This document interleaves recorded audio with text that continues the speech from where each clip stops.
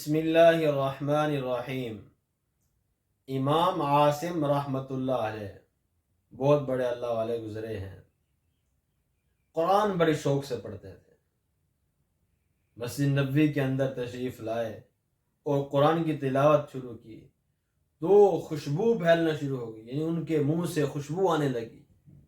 کسی نے عرض کیا کہ حضرت آپ قرآن پڑھتے ہیں، آپ کے منہ سے خوشبو آتی ہے، اس کی کیا وجہ ہے؟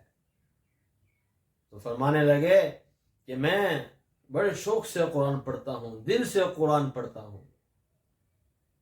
ایک مرتبہ رات کو میں سویا، خواب کے اندر میں دیکھا جناب رسول اللہ صلی اللہ علیہ وسلم کی زیارت ہوئی۔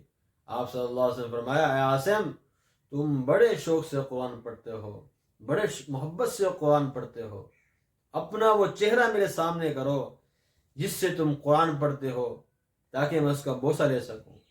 تو فرمایا کہ جب آپ صلی اللہ علیہ وسلم نے خواب کے اندر میرے چہرے کا بوسہ لیا ہے، اس وقت سے میرے منہ کے اندر سے خوشبو نہیں جا رہی۔ جب بھی میں قرآن پڑھتا ہوں میرے منہ سے جو ہے وہ خوشبو آتی ہے۔ تو بھائی ہم بھی وہ قرآن پڑھنے والے بنے اور قرآن کا شوق رکھنے والے بنے۔